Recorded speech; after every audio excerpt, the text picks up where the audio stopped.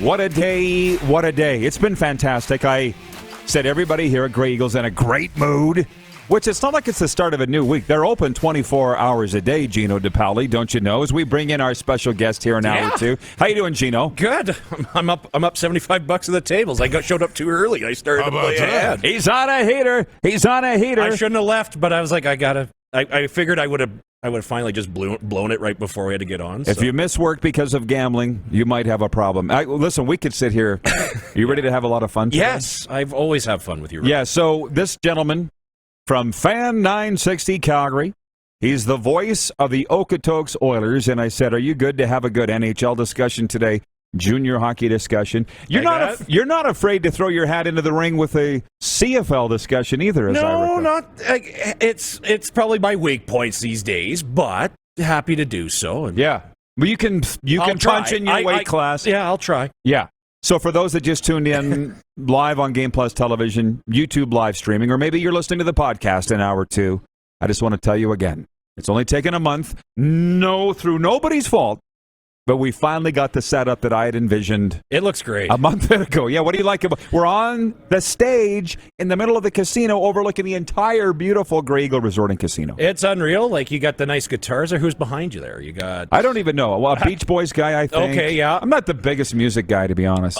It's fair. I like I love the Bedard jersey, by the way. That red is... Oh, dude. I finally got to see it with my own two eyes. Dude. I get asked about Connor Bedard in this southern Alberta area. Every day, somebody's asking about him. Because everybody thought the Flames would be terrible enough to draft him in 2 years. That's part of it. Yeah. It hasn't happened, but... No. It may not happen. And I don't think it will happen. But what's the deal? They've caught Bedard fever out here. They're just excited for a junior prospect that's from Western Canada a little bit. And I think, more than anything, that class with Bedard in his birth year, there's a lot of highly touted draft class. I know you've had Sam Cosentino on in the past. Like, there's just another young phenom that's from Western Canada. Like, the last phenom was Sidney Crosby or Connor McDavid. They're out east. Here in Alberta, this is the first one. This is a Western phenom, and it hasn't been like that since probably what? Who would have been the last Western phenom that come out of junior that was like with the highly touted? Okay, the first thing that popped into my head was Jared Stoll, but there's got to be somebody like sent a Jeff him. Friesen when he played with the Pats back in the day, like how good he was, and I don't know. I can't remember the last time we had a Western. Wow, I can't remember. I can't. Like, maybe, and I'll give a shout out because he's the head coach of the Calgary Canucks. Brad Moran was an absolute stud out here for Calgary. Bugsy, yeah. He's playing Drumheller in round one of the playoffs right now. They're playing Camrose, by the way, when you're going to Canada. Oh, you were listening to that? I did. I heard that. I wanted to prep myself a little bit, so I'm helping you out here. Yeah. Well, listen. Where do you want to go? Told you it was going to be a hockey talk. And have you ever been accused of being a squirrel, Gino? I think that happened on Friday when you were at my broadcast. Like, Gino, let's get it on the rails. No. If you can't keep this on the rail, I know I can't. No. So we'll get to the NHL talk in a moment, but I just want to say, Nolan Patrick, Tsuut'ina Nation says, yeah. It started out great. Yeah. I just watched them the other night. It started out great. It didn't. How's it going now? Hey, Kate, for those that have tuned in, because obviously our fastest growing region for viewership is now Alberta. It was Ontario for a while. Really? Yeah, but tonight, Flames Oilers in the Saddle Dome. What do you think's going to happen? Oh man, I am not supposed to be a Flames fan because you try to cover it like everybody, but the old man has season tickets in the 80s and the 90s, so yeah, there's a sea of red under here that would be supportive. There's three things in life that I've noticed since Connor McDavid came in the league: death, taxes, and McDavid beating the Flames. It just seems to always happen. Yeah. And you look at the couple of games that Calgary should have won in recent memory. And then when Dave Tippett was coaching, he double-shift McDavid and Draisaitl at the end. You pop in 2 or 3 and win the game in regulation if they're down. I feel like we're going to get in a tight one tonight. I just that kid's too good. Like, and he's still a kid, right? So I think I'll say this. It's going to overtime tonight. I'll say 4-3 overtime, Edmonton. Well, but then the Flames, they'll take their points, you know. Take the loser point. Yeah, exactly. I would take a loser point over Edmonton. Because then they don't get 2. Do the Oilers make the playoffs, Gino? I hope not. He's a Calgary guy. Come on. I hope not, but I think it's a shame for hockey that we don't get to see Connor McDavid in the playoffs. To try and grow this absolute game even more, you need your top player to be on at center stage. Tom Brady needs to be in the playoffs. He was there for 20-plus years. Michael Jordan needs to be in the playoffs. Connor McDavid needs to be in the playoffs. Edmonton needs to do whatever they possibly can, and it's not. Who knows? They might be. They might. I think I wouldn't want to play him in round one if they make it. As the wild card with McDavid, have nothing with the momentum that he could have on a playoff run. Well, with the Oilers goaltending, I would want to play them in the first round. That's fair. And the poll question today for Capital Auto Mall Universal Collision Center is, which NHL team's goaltending is the biggest concern? Your options are Edmonton, Florida, Toronto, or other. And last I looked was 68% of the vote. Those are Trump-like numbers, 68% of the vote. Edmonton has the biggest concern in goal, and I don't think anybody I voted would for Edmonton. Did you? I voted this morning. Well, and so we covered the Battle of Alberta tonight. I got to thank this guy, Gino, because he watches every day. You support everything that we do. And that's why I wanted to go down to Okotoks the other night. And I got to be honest, I pulled up to the rink. I didn't think I'd know too many people. It was cold that night. And I'm like, and it's snowing too. Right. I was a little trepidatious going into the building. All of a sudden, it was like the greatest thing ever. Mm-hmm. I had so much fun. You can throw a rock at Okotoks from here. Yeah, it's very close. But I couldn't believe, Gino, how many NHL people were there. Is that a common thing? Well, when Rieger Lorenz is a potential first-round pick in the NHL draft, he sure is. And that's why I think a lot of people were there, obviously. We've had this year in Okotoks, and the product that Okotoks has put on since they made that hiring of Tyler King, who's been a genius in the AJJHL. When we got that, you saw that nice video board, I know on your commercials. Cool. That was a Saskatchewan-built video board. That was an IKS thing. Yes, it was. Yeah. So, and that's really exciting to see. And the league has got, Okotoks has got that WHL feeling of presentation right now with that video board, and we get to showcase Rieger Lorenz, and who you saw and we talked about, Bowden Singleton, who is a commit to the University of North Dakota, could also be drafted in the late rounds, but Rieger's kind of slated in that late first to second round pick, and that's where you saw the 20 to 25 scouts there. You kind of remind me of Peter Loubardias. When you go to a rink, do you actually get to watch the game? I keep an eye on because I saw you visiting and scouts everywhere. Like the one time I believe this year there was 27 NHL scouts. It was I think a random Tuesday game where everybody was in town, just filled the rinks. And the record I've ever seen was when Cale Makar played. Everybody had 2.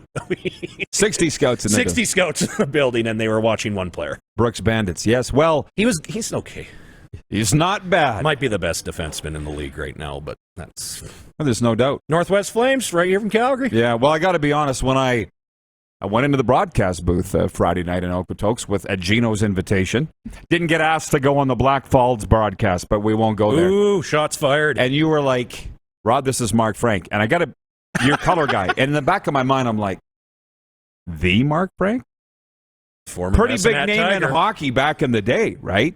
And the funny thing is, I always bug him because he's an older guy, which is he kind awesome. of look like a retired school teacher. Yeah, maybe a shop teacher. He owned the George in Okotoks, the bar there, and got into junior even more so. He's third in AJJHL penalty minutes by a goaltender, and he only played half a season. He was on the leaderboard. He was a big name. We've found Mark Frank. Everybody, he's doing color commentary, and he lives in Okotoks, and he's so much fun to be on the broadcast. And Bob Ridley actually texted him during a game. Uncle Riddles. Yes. What did he say? Oh, I just said Mark Frank. He said the same thing. Pretty much the same thing. Say hi to Smiley for me. I guess his nickname was Smiley in the Western League. Well, he wasn't smiling a whole lot the other night, but forgive us for the hardcore, deep hockey talk here, but I know that people do enjoy that as well. Out here they do. Yes, they absolutely do. What a wonderful hockey community. But I'll say this. We'll get back on point, but I was listening because I left the game early. I always do. That's okay.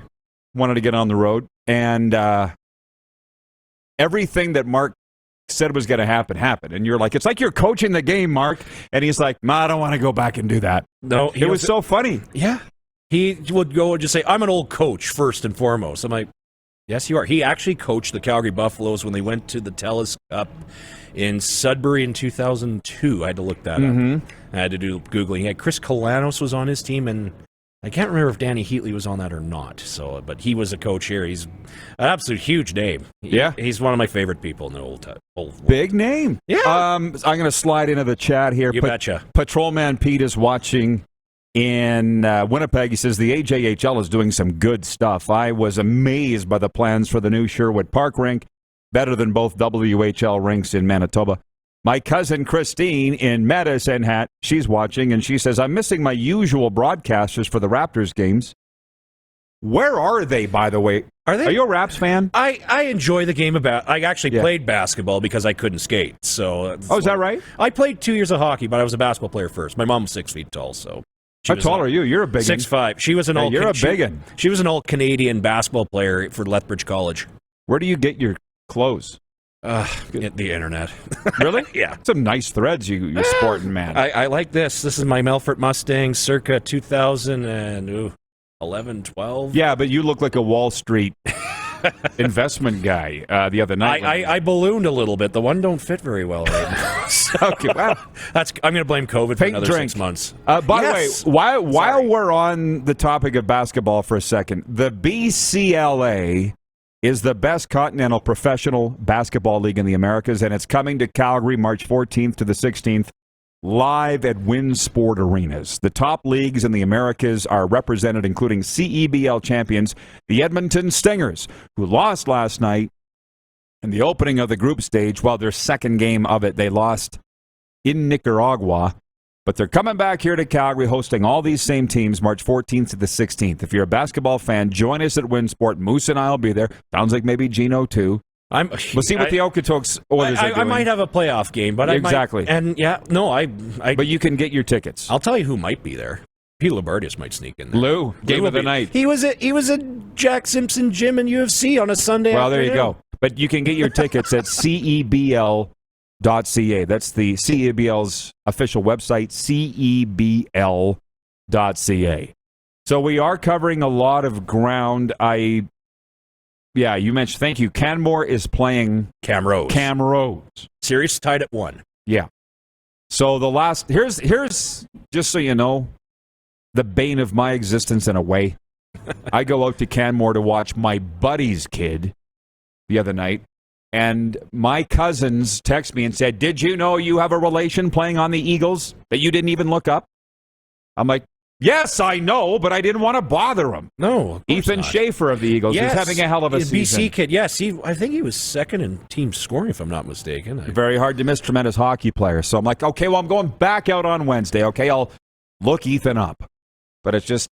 Former Swift Current Broncos assistant coach Andrew Milne, the head coach of the Canmore Eagles. He's been there a long time. Yes, he has. I'm loving it. Big time hockey community out here. And I always knew, because when I called the World Juniors on Sportsnet Radio in 2012, I'm like, wow, do they love hockey out here? Yes, and do they know hockey out here? Yes, they do. Big time. Very passionate, and they die on certain hills for junior hockey. Right. Yes, they do. So, and now, furthermore, and we can sashay over next segment, maybe to some Vancouver Canucks talk, and maybe even BCJ, because the viewers have been asking for it today. But what about the report that came out that the Flames have broken off talks with the city of Calgary and have opened talks with the leaders of Tsuut'ina Nation right here to build a new NHL arena for the Flames on this Treaty 7 land? Oh, well, first I'll kind of stage this a little bit. Not surprised. Rod, when you go out, if anybody comes to this casino, you've seen it. What do you see when you go out the door? What do you see? Mountains. Open land. That too. There's a lot of open land and then mountains. There's a lot of dirt out here, and in my other job, and thankfully I have an employer that allows me to do this, dirt can move faster than hockey players out here. Construction can be built pretty quick if there's a couple papers signed here. I'm not surprised this at all, and it would be great. And the only issue I think that everybody's having with everybody wants an arena in this town. We love the Saddle Dome. We always will cherish the Saddle Dome. It's older than me. I'm 34 years old. You need something newer to draw. They miss out on so much at the Saddle Dome. Not sporting events, they've got that covered. The World Juniors, they can still do that there. Hitman can play there, still do that. So many concerts and other events can't go there because of the acoustics of the Saddle Dome. It's too archaic, and they can't make it work. That's why all the hot marquee concerts in Alberta end up going to Edmonton.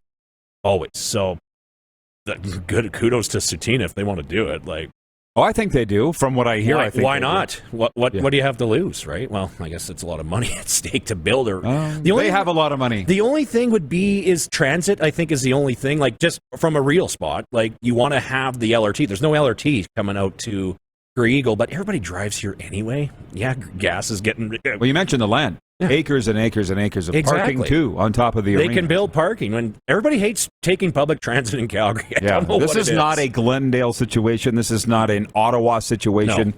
Grey Eagle Resort and Casino is right off Glenmore Trail. This is not a travel situation. It's not an inconvenience at all. It's not an inconvenience. So everything is great. Everything's coming up Grey Eagle. And you, sir, were winning this morning. You've got your chips. Apparently, Moose found your I left the big one. I left the big one at the table there, the $100 one that I put in originally. So everybody's a winner at Grey Eagle. Can I say that? Does that help today? The one thing I'm going to say before you go in deeper, you know what you're going to be around for now, Rod? Tell me. What? The Max tournament. I know. How exciting is that? The delayed Max tournament. Yes. Oh, I was thinking about that. I'm like, you should do one show from the Max tournament. Might be tough, but I think they have some of the games at Seven Chiefs actually. So. Just right in our backyard. Right next door. So I don't know. It's just so unbelievable here. Like people are like, as soon as we got here to Grey Eagle, they're like, you got to go see the Seven Chiefs Arena. This was the Grey Eagle people. So we go down there and it's like NHL caliber scoreboard. Yeah, in a 2,000-seat arena. Yeah.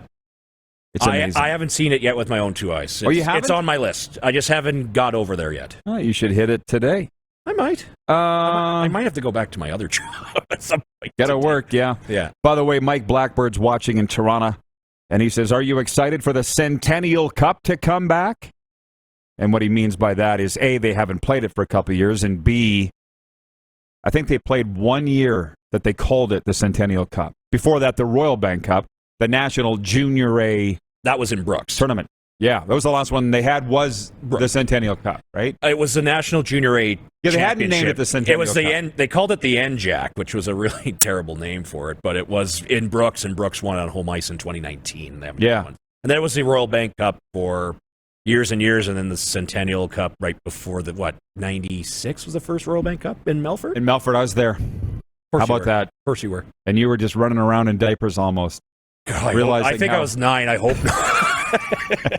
Yeah, well, we're excited, and we're going to be in Estevan. Awesome. Broadcasting from Affinity Place that whole week, and the 10 best Junior A teams in the nation are going to be there. Again, let's jump into the chat with whatever comments you may have. I mean, when people get talking about new arenas, they get very excited all across North America. Like, my heavens, look at the Arizona situation. I'm still fascinated by how many Canadians care about that situation. I think it's just because it's an NHL team. Yeah. You know what I mean? Pretty much. Yeah, but what they're saying here in Calgary is if you do put an NHL arena on Tsuut'ina Nation, which is just, as I've said to my friends, you tell me if I'm wrong, Gino, if you took a clock, it's the 7:30 on the position where we are. Yeah, about right? that. Maybe quarter two. No, you're right. About 7:30. Right around and people are saying there's no LRT train out there. And people want to have a couple drinks at the game, and they don't want to drive. Of course, me, 7 years sober, I don't see it through that perspective. How big of a factor is that there is no public transit?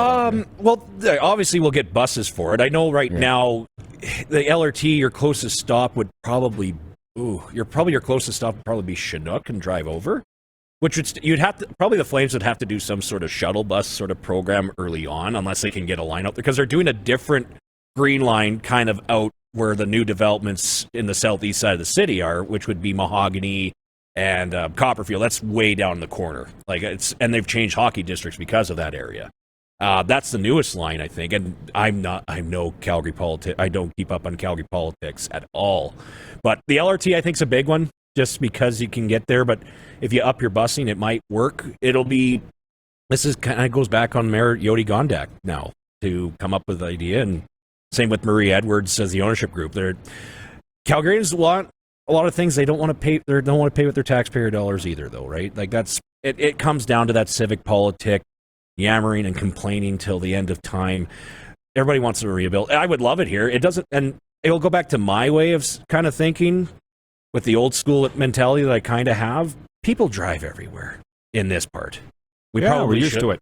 I'm used to driving an hour. I'm used to driving 45 minutes. When I moved to Melfort was actually the most mind-blowing thing. Like, if it was under an hour, I'll do it. But can you go to Tisdale? Like, or you want to come to Tisdale tonight? I was like, that's like 2-hour round trip. I don't want to do that. That's like Didn't want to do it there. No. Yeah. By the way, one last thing on the stadium arena debate, and then we'll move into the NHL talk again and today's poll question, which NHL team has the most concerning goaltending situation? Oilers are running away with it. And the Jets aren't a team with a goaltending concern, but I want your take on the Jets and the fact that they just can't win. But you do, as a Calgary sportscaster, have to broadcast about the Oilers, or the Stampeders, and cover the Stampeders. Here at Grey Eagle, they are huge Stampeders fans. I'm told they've had a suite at McMahon Stadium ever since this casino's been open for 15 years. They're huge Stamp supporters. Do we ever see a day that there's a new football stadium for the football team here? Oh, that's a really hard... Are you hearing anything? Oh, I haven't heard a thing. Football's put on the back burner for infrastructure. When they did the original Calgary Next, which was the event center that we're at now, there was a field house put in there. That was the original plans back in... I can't even tell you when that date was, when they started this with Ken 5-6 years ago, something? Oh, more than that? Probably a decade. Probably since I was in college.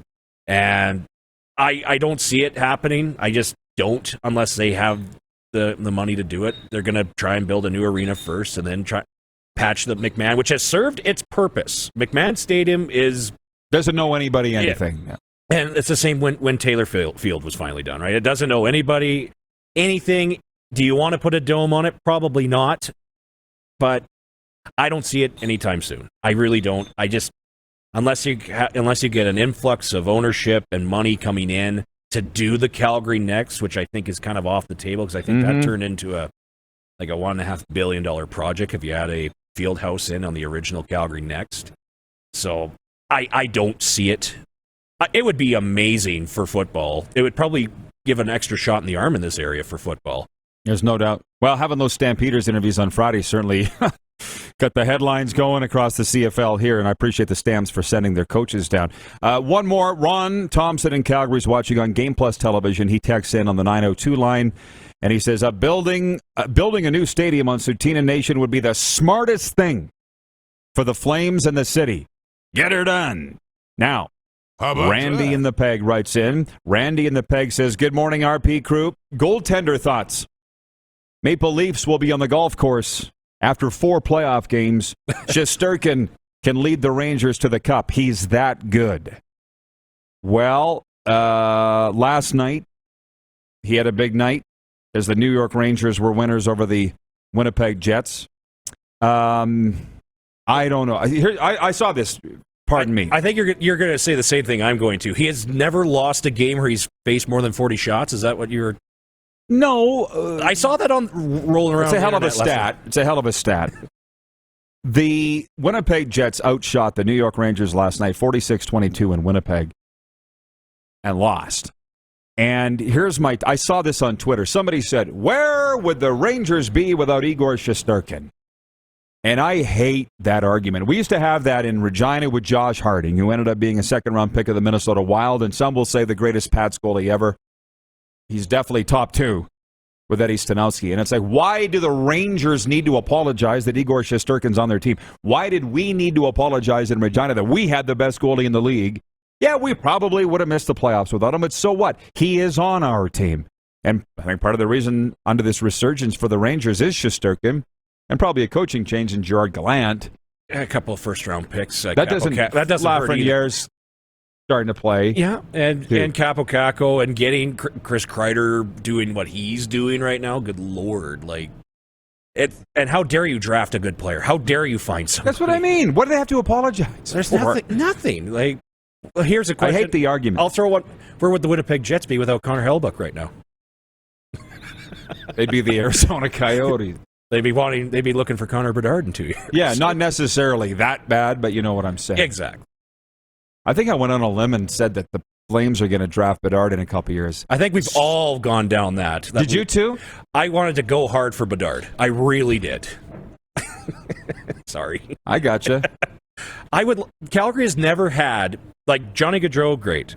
The 80s teams, great. Wasn't around for them. 90s, you had Jerome, but you've never got that first round. You got your highest pick ever was Sam Bennett in the 4th overall. Didn't work out. Works great in Florida now. But you've never had the chance to have a phenom coming out of junior for the Calgary Flames. They've never had it. Never. They haven't had a McDavid or a Draisaitl fell to 3, so I'll give that a pass. But you've never had a McDavid or a Crosby. The chance that you thought you might get a Wright or a Bedard coming into the season for Shane Wright kind of glisten. I'm all about failure if you're going to have positive change. I'm all about it, but now they've changed that. Me too, and that's my thing. Do you agree with it? Did you think the junior hockey adage that if you're not in contention to win at all, then you should be selling off to build to be? And if that's the case, then you're the Winnipeg Jets. If you're just scratching to get into the playoffs, and that's going to be your barometer for success or not, I don't think that's what you want to strive for. 100%. I would rather be bad for 3 years than to be good for 8. That's an 11-year cycle. I'll take that percentile. But I deal with a junior league that everybody makes the playoffs except for 2 teams. So everybody thinks they're in it. They got a chance to go, and nobody trades off. I would love nothing more if teams got into that point where you'd have those Swift Current Bronco-like load up, we're going for it, we're going to be bad for 2 to 3 years mentality out here in Junior A. It doesn't happen. It's so hard to do so. But I would rather see a competitive playoff where you see, like I think this year we got Kelowna's doing well. You have the Winnipeg Ice, Edmonton. Edmonton's got 5 World Junior players on their roster. I watched them on Saturday here. I'm like, this isn't even fair. They've got 3 NHL players on their team. I think Winnipeg will be right there to try and take them, right? So I would love that sort of, you can kind of tier yourself, and once you make the playoffs, what's the difference, right? If you could still scratch and claw that way and you've sold off, and you're going to be better for 2 years, I'm all for that. Yeah. I'm all for a team that goes all in. I will never not say, oh, you shouldn't have done that and got rid of it, because like you said earlier, jobs are on the line. Somebody might have to do it. Like, look at Columbus a couple years ago when they went all in and got Matt Duchene, and they got to the second round of the playoffs. Didn't work, but they tried. They tried. At least you tried. Yeah. You didn't just slink in and back your way in and didn't do anything, and you're still going to be average the next year. Well, not too many coaches get fired after they make the playoffs, regardless of how far they go. And I think that's the thing, is the goal for Vancouver was to just make the playoffs. For the Jets now, they're not going to win the Stanley Cup.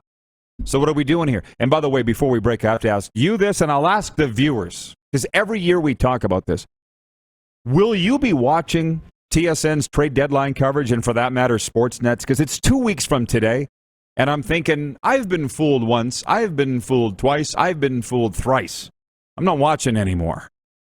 Just hit me. I'll get the notifications with where Marc-Andre Fleury goes. Yep. Or where, like, I'm not going to be watching. Are you, Gino? Do you remember the days when, I remember being in college when this happened, when the trade deadline was huge and you'd make like 900 trades. You'd get up at 6 a.m. and for myself, being the degenerate that I was, you might crack something open while you're doing it, right? Like 6 a.m. Make a party out of it. Make a party all day. And everybody's like, what are you doing? It's deadline day.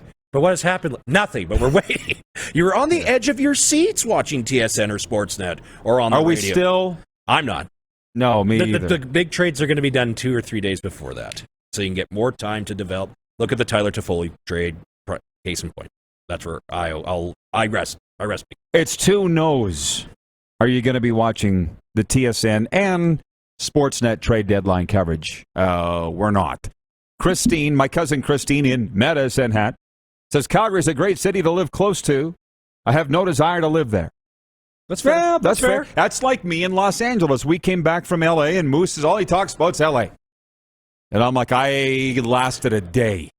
You and I can't would live fail here. there. Oh, it's too busy for me. Yeah. Too busy for me.